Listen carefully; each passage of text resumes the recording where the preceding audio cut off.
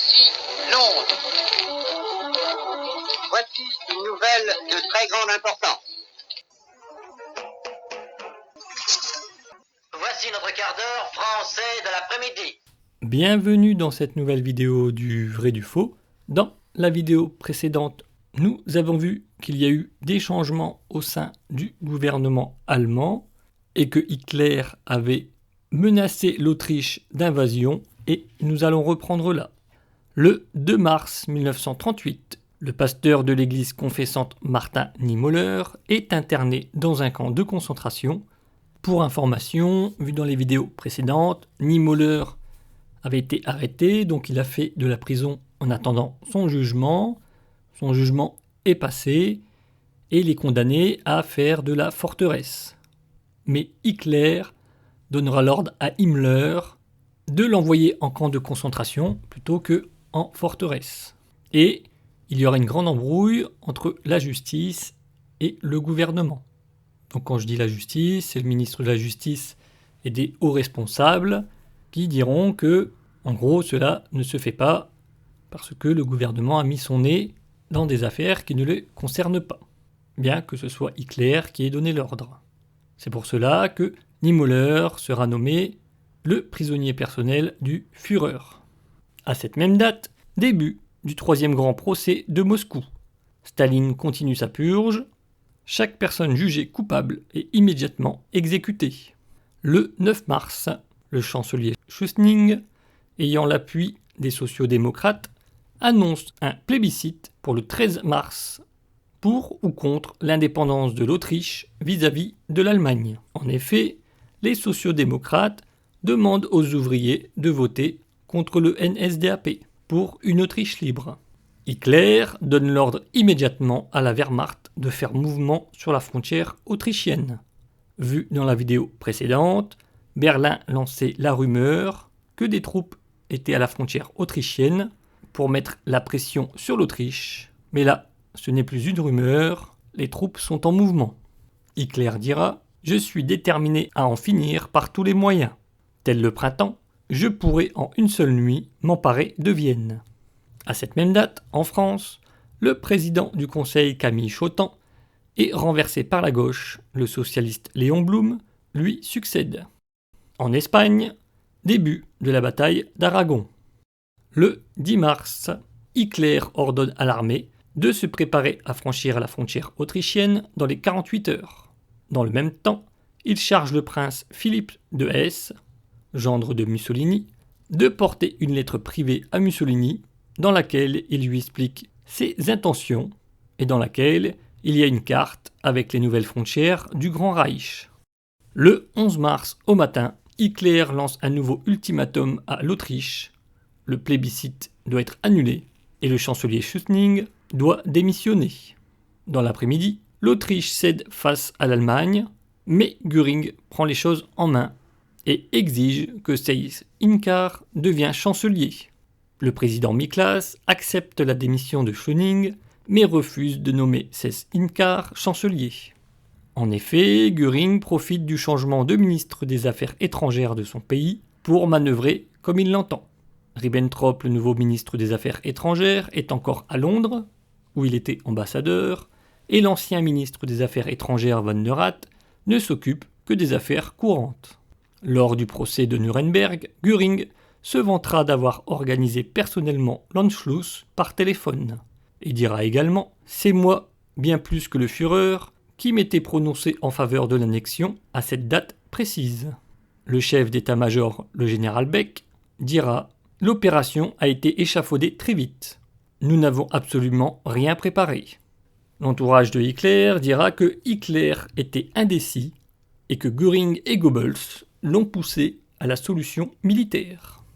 De plus, pour inciter Hitler, Ribbentrop, de son côté, annonce à Hitler que la Grande-Bretagne ne s'intéresse pas au destin de l'Autriche et que la crise gouvernementale en France empêchera Paris d'agir.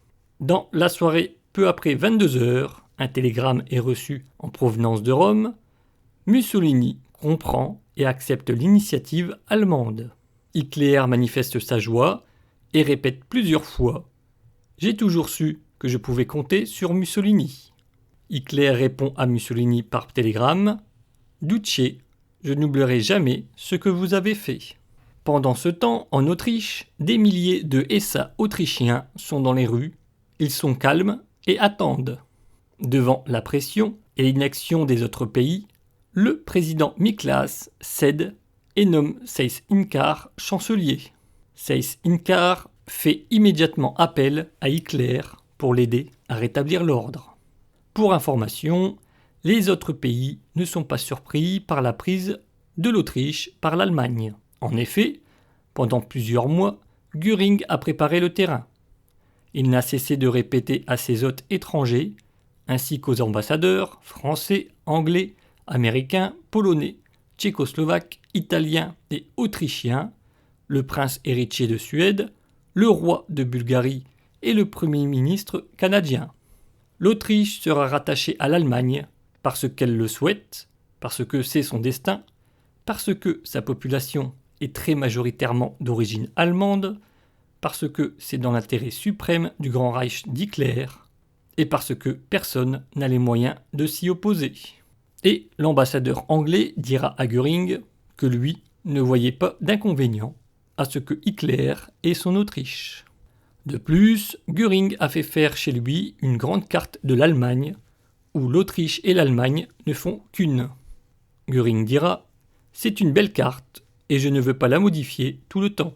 Si bien que je l'ai fait peindre d'après le tour que prendront de toute façon les événements. » Le 12 mars, à 4 heures du matin, arrivée discrète à Vienne d'Himmler. Il demande aux centaines de SS autrichiens et aux 8000 SA autrichiens de se tenir prêts pour l'invasion allemande de l'Autriche. Dans la matinée, les troupes allemandes pénètrent en Autriche. La plupart sont des SS et des policiers, tout simplement parce que l'excuse, c'est de rétablir l'ordre, et la SS à cette époque est un service d'ordre, et de plus, étant moins nombreux que l'armée, ils sont tous véhiculés. Donc ils ont leurs véhicules et des véhicules de transport de la police. N'oublions pas que Himmler est le chef de la SS et de la police.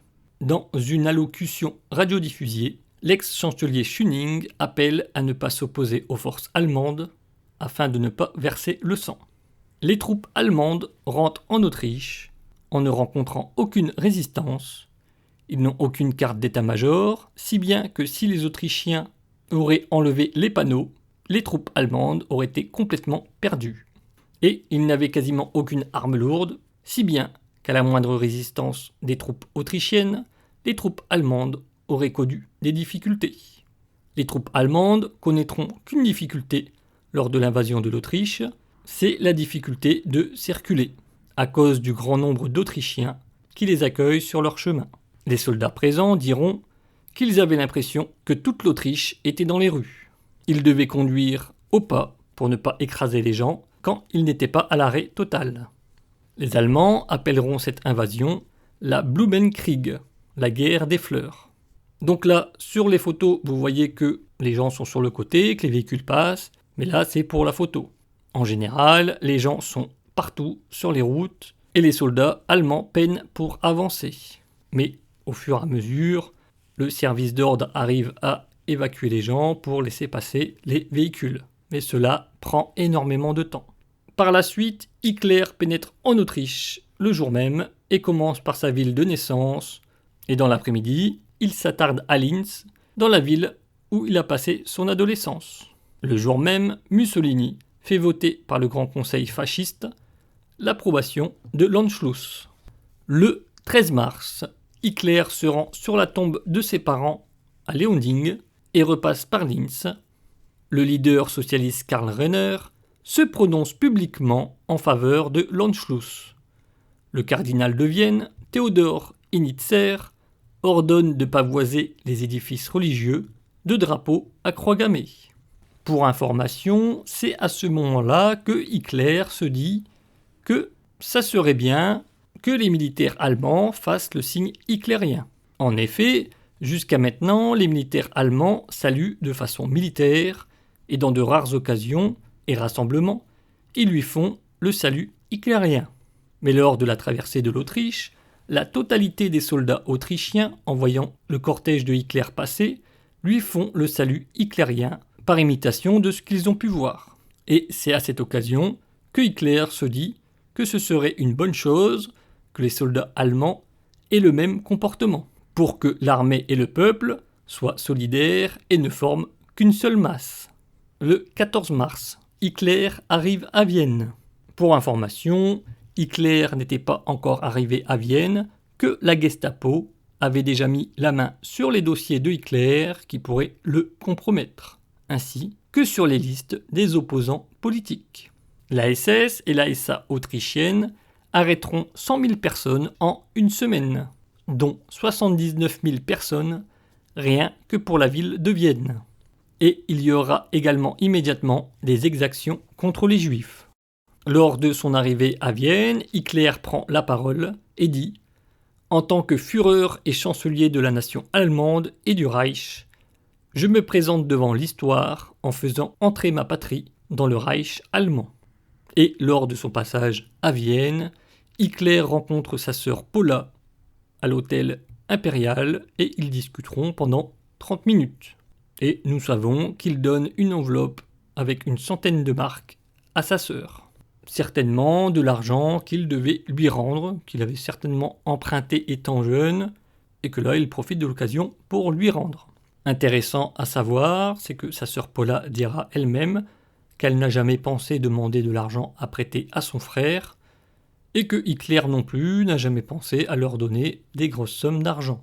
Elle dira que ce n'était pas dans leur mentalité, en sachant que Hitler donne des grosses sommes d'argent en cadeau à ses proches collaborateurs, lors d'anniversaires par exemple.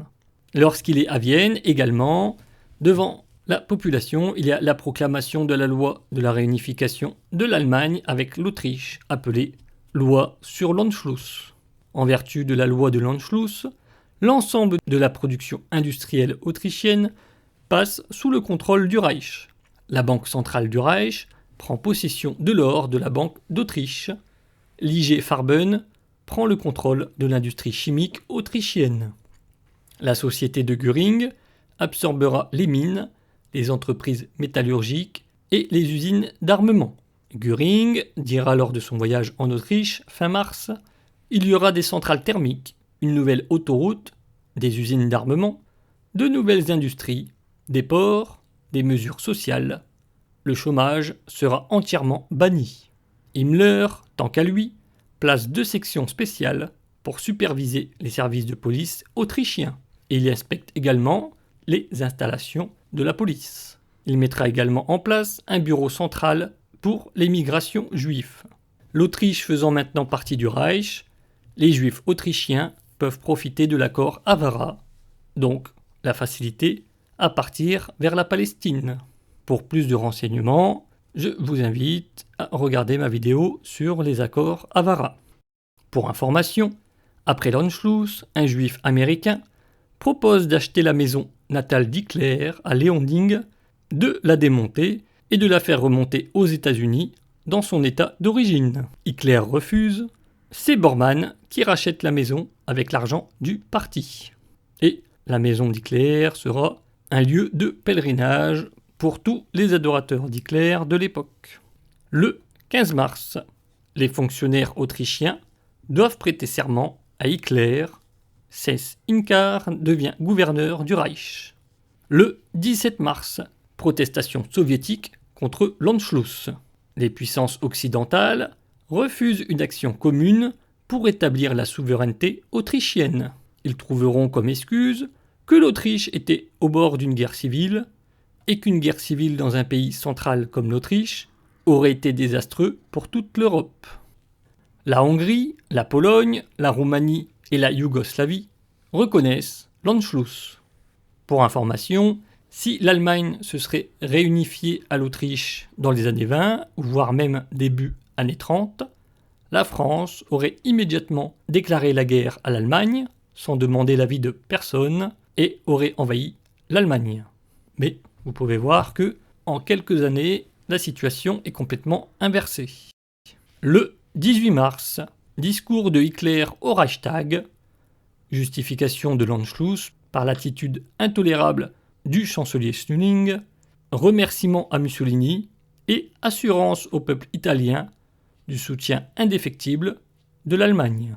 Annonce d'un référendum germano-autrichien pour le 10 avril concernant l'Anschluss. Appel à lui accorder encore 4 années afin qu'il puisse parachever son œuvre unificatrice pour une éternelle prospérité. Le 24 mars, le Premier ministre Chamberlain déclare que la Grande-Bretagne ne défendra pas nécessairement la Tchécoslovaquie. Alors, si les gens observent bien l'histoire, nous pouvons voir que l'Angleterre met de l'huile sur le feu. Premièrement, nous avons l'ambassadeur anglais qui dit qu'il n'est pas contre que Hitler ait son Autriche. Là, deuxièmement, nous avons le Premier ministre Chamberlain qui déclare que la Grande-Bretagne ne défendra pas nécessairement la Tchécoslovaquie.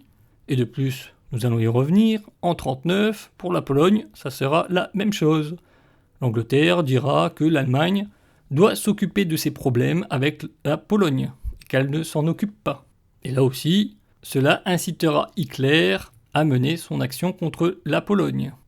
Et nous allons voir également qu'avec l'affaire S en 1941, il y a anguille sous roche pour une continuation de la guerre. Mais nous allons y revenir. Petite parenthèse historique, il se passera la même chose en 91 avec Saddam Hussein. Saddam Hussein a un litige avec le Koweït, et le litige est que le Koweït pompe du pétrole sur les terres irakiennes. L'Irak dit au Koweït d'arrêter, et le Koweït fait la sourde oreille. Saddam Hussein prévient l'ambassade américaine pour leur dire qu'il va intervenir contre le Koweït. Et les Américains lui disent que cela est un problème de frontière entre l'Irak et le Koweït et que cela ne les concerne pas. Vous connaissez l'histoire, l'Irak intervient au Koweït et toute une coalition avec les Américains en tête lui déclare la guerre. Fin de la parenthèse. Le 25 mars, Hitler commence un périple en Autriche et plaide pour un référendum populaire en faveur de l'Anschluss. Le 28 mars, le général von Fritz, qui était accusé d'homosexualité, est acquitté par un tribunal. Comme vu dans les vidéos précédentes, Hitler sera très mécontent envers Himmler et Himmler sera très déprimé après cette histoire. À cette même date, Hitler convoque Konrad Eylein, le représentant des Allemands des Sudètes, pour lui dire qu'il résoudra bientôt le problème des Sudètes. Et il lui demande d'exprimer des exigences. Des exigences que la Tchécoslovaquie trouvera inacceptables. Pour ce mois de mars, Goebbels nous dit « Seyss Inquart cherche à nous mettre en garde. Schönling joue un jeu très déloyal, particulièrement à Graz. Et Mussolini paraît le soutenir dans cette affaire. Ça lui ressemblerait bien. Dans tous les cas, nous devons être très vigilants. À Linz, tout paraît aller sans dessus-dessous. Attention donc. Discussion avec Lutz, Eldorf et Hank. Il me raconte des choses effroyables sur les services secrets de Himmler. Je ne peux pas croire à tout cela. Selon ces informations, nous serions tous pris dans un système unique de surveillance et de mouchardage. Dans tous les cas, je déclare fermement qu'il ne saurait être question de ça dans mon ministère. Les méthodes de combat contre Fritz ne sont pas très convenables. On ne peut rien prouver contre lui. En tout état de cause, on n'aurait jamais dû entraîner le Führer dans cette histoire. Tout ce système de mouchardage est stupide et méprisable. On ne fait ainsi que nourrir la lâcheté, la peur et l'hypocrisie. Je n'ai rien à voir avec ça. Alors pour information, Goebbels ne va pas croire à cette histoire, mais nous savons que tout le monde est surveillé en Allemagne. Énormément de mouchardage, tous les téléphones des grands dignitaires sont sur écoute. Par la suite, le Führer effectuera une visite de 8 jours en Italie début mai. Grand titre dans la presse italienne. À Paris, la crise se prolonge, Chotan louvoie entre la Chambre et le Sénat. Le procès à grand spectacle de Moscou commence. Théâtre sanglant de Staline. Le monde entier est rempli de dégoût. Par la suite, visite du ministre plénipotentiaire d'Afrique du Sud. Je parle avec lui très sérieusement de la question du mandat. Il n'est pas très malin, mais notre commerce avec l'Afrique du Sud se porte très bien. Par la suite, à Paris, suite de la crise entre la Chambre et le Sénat au sujet du statut du travail. Un éternel va-et-vient. C'est bien ainsi. Ils peuvent bien prolonger la crise. Nous travaillons et nous nous armons. Et nous rattrapons 15 années perdues. À Moscou commence le procès spectacle. Une épouvantable tragicomédie. Par la suite, Goebbels nous dit qu'il a une embrouille avec Ribbentrop sur la gestion de la presse. Et Goebbels rappelle à Ribbentrop qu'il est responsable de la presse pour tout ce qui est politique intérieure et politique étrangère. Comme déjà vu, Goebbels n'aime pas Ribbentrop, il trouve qu'il est nul. Par la suite, le Führer s'est entretenu avec l'ex-président américain Hoover, un monsieur un peu endormi, dont on s'étonne qu'il ait pu être quelque chose un jour. Aucune idée du bolchevisme comme tous les bourgeois, sans aucun éclat. Par la suite, Goebbels nous parle de la crise avec Schuschnigg. Il dit « Appelez auprès du Führer, au beau milieu de la soirée. Il est avec Göring. Schuschnigg prépare un ignoble coup fourré. Ce paysan veut nous rouler. » Procéder à une demande de référendum complètement stupide. Il prononce à cet effet un discours grossier. Nous délibérons. Ou bien le scrutin est annulé, ou bien 1000 avions larguent des tracts sur toute l'Autriche et nous attaquons. Discuter encore seul en tête-à-tête avec le Führer jusqu'à 5 heures du matin. Il croit que l'heure est venue.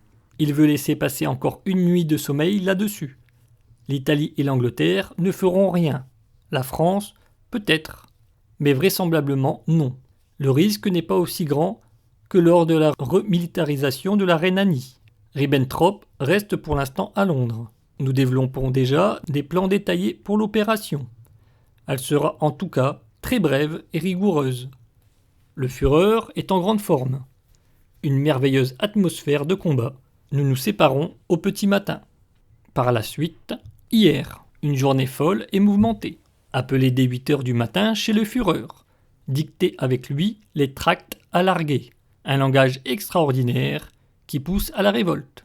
C'est un plaisir. Mon opération marche comme sur des roulettes. C'est un vrai plaisir. Le Führer est tout heureux. Parlez encore brièvement avec S. Hamann nous finance 130 millions de tracts. Mis sur pied avec le capitaine Welter de la Luftwaffe le mode de répartition. Rapport de Kriegler. Le brouillage des émetteurs autrichiens est en bonne voie. Nous dressons un plan pour déterminer ceux qui doivent prendre le contrôle des émetteurs et des journaux en Autriche. On envoie maintenant un ultimatum à Schuschnigg.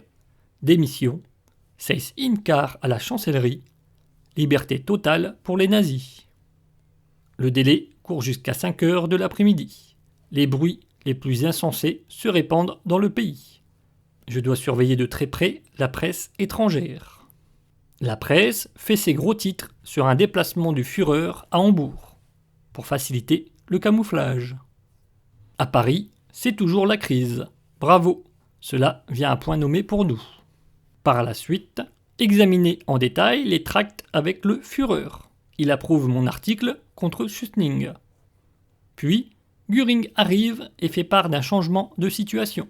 Schuschnigg serait sur le départ. Seyss Inquart deviendrait chancelier fédéral. Le parti serait libre et toutes nos exigences satisfaites. Le déploiement des troupes continue et ne peut être arrêté. Mais l'invasion est encore incertaine. Par la suite, Goebbels nous dit justement qu'il y a les ultimatums lancés par l'Allemagne et que l'Autriche tarde jusqu'au moment où elle accepte. Et il dit « Nous dictons ensuite à Seyss Inquart un télégramme dans lequel il demande l'aide du gouvernement allemand. L'affaire est au fait. Nous avons ainsi une légitimation. Aujourd'hui à midi, l'invasion de la Wehrmacht commence, à l'appel du gouvernement autrichien. L'heure de la liberté a maintenant sonné, aussi pour ce pays. » Par la suite, Goebbels nous dit que en Autriche c'est la joie, c'est la révolution autrichienne, que tout le monde est content, etc. Et il rajoute: Londres et Paris élèvent de violentes protestations. Mais qu'est-ce que cela fait ? Ils doivent quand même s'incliner devant la réalité. La presse italienne a totalement viré de bord. Elle salue l'événement. Mussolini ne participe pas à la protestation. L'Italie veut ainsi montrer qu'elle sait aussi être fidèle. Il rajoute « Je décrète 3 jours de pavoisement. En un clin d'œil, tout Berlin est une mer de drapeaux et de bannières. » Frick a déjà préparé les lois pour l'Autriche. Scrutin fixé au 10 avril. L'Autriche sous la protection de l'Allemagne. Le Führer, président fédéral. Il modifie la Constitution. Tout cela est instauré sans autre forme de procès. Et nous pouvons ensuite faire évoluer à notre guise. Les premières dépêches arrivent. L'invasion a commencé à 5h30. Nos troupes ont été saluées avec un enthousiasme indescriptible. L'Autriche tout entière est ivre de bonheur. Discuter de la situation avec Funk, il est tout bouleversé lui aussi, prépare déjà l'union économique, monétaire et douanière. Par la suite, l'impression produite dans le monde est gigantesque, mais la presse de l'après-midi est sensiblement plus apaisée que celle du matin. La population accueille l'entrée des troupes allemandes avec un enthousiasme indescriptible. L'Autriche n'avait jamais encore vécu cela. À Prague, on s'est fait une raison. On considère l'entrée des troupes allemandes comme légale. À Rome, on est d'accord. Et l'on exprime son approbation avec un peu de réserve. Le Führer a écrit une lettre personnelle à Mussolini. Il lui propose cette alliance militaire que l'Italie désire depuis si longtemps. Mais cela, l'opinion publique ne le sait pas encore. Par la suite, la presse viennoise est sans dessus-dessous. Les journaux juifs sont interdits. Grande pénurie de journalistes. Berne est arrivé, et il a déjà travaillé. Mais cela coûte beaucoup de peine et d'argent.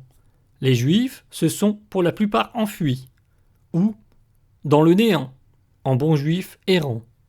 Par la suite, Goebbels nous parle de l'entrée triomphale de Hitler dans une Autriche qui l'acclame, et il nous dit que la joie est indescriptible, aussi bien pour les Allemands que les Autrichiens.